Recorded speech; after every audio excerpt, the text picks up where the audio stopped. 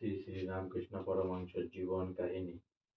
নরেন্দ্রনাথের সঙ্গে সঙ্গে ঠাকুর শ্রী শ্রী রামকৃষ্ণের দর্শন করতে এলে রাখাল, তার কালী, শরৎ, শশী, বাবুরাম, হরি প্রমুখ শুদ্ধ সত্যত্যাগী যুবকগণ, রামচন্দ্র, গিরিশচন্দ্র, বলরাম, সুরেন্দ্র, মাস্টার প্রমুখ সংসারী ভক্তগণ রামকৃষ্ণকে স্বয়ং ভগবান জ্ঞানে পূজা করতে লাগলেন। ডক্টর মহেন্দ্রলাল সরকার, শশধর তর্ক চূড়ামণি, শিবনাথ শাস্ত্রী, বিজয় কৃষ্ণ গোস্বামী, দেবেন্দ্রনাথ ঠাকুর প্রমুখ জ্ঞানী গুণী মনি ঋষিবৃন্দ শ্রী শ্রী রামকৃষ্ণের দর্শন লাভে নিজেদেরকে ধন্য মনে করলেন।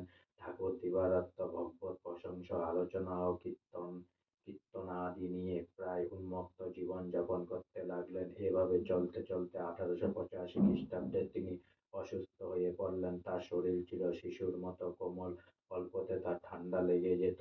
1885 খ্রিস্টাব্দে একবার ঠান্ডা লেগে তার গলা ব্যথা হলো।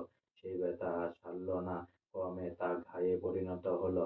ভালো চিকিৎসা করানোর জন্য ভক্তগণ তাকে নিয়ে এলেন কলকাতায় শ্যামপুকুরে, কিন্তু রোগের উপশম তো দূরের কথা, ক্রমে তা বেড়েই চলল। ভক্তগণ চাঁদা তুলে কলকাতায় উত্তর প্রান্তে কাশীপুরে প্রায় 14 বিঘা জায়গায় একটি বাগান বাড়ি ভাড়া নিয়ে তাকে সেখানে খোলামেলা পরিবেশে রাখলেন। নানাভাবে তার সেবা শুশ্রূষা করতে লাগলেন। ইতিমধ্যে মাতা সারদামণি শিষ্যার ন্যায় তার আশ্রয় লাভ করলেন। এই বাগান বাড়িতে ঠাকুর বাংলা সন 1292 সালের শীত ও বসন্তকাল এবং 1293 সালের গ্রীষ্ম ও বর্ষা ঋতু অতিবাহিত করলেন। কিন্তু এত লোকের নানাবিধ সেবা শুশ্রূষাতেও কোনো ফল হলো না। তার শরীর কঙ্কালসার হয়ে উঠল। ঠাকুরের পন্থপ্রস্তরের ভার স্বয়ং সারদা দেবী পালন করতে লাগলো।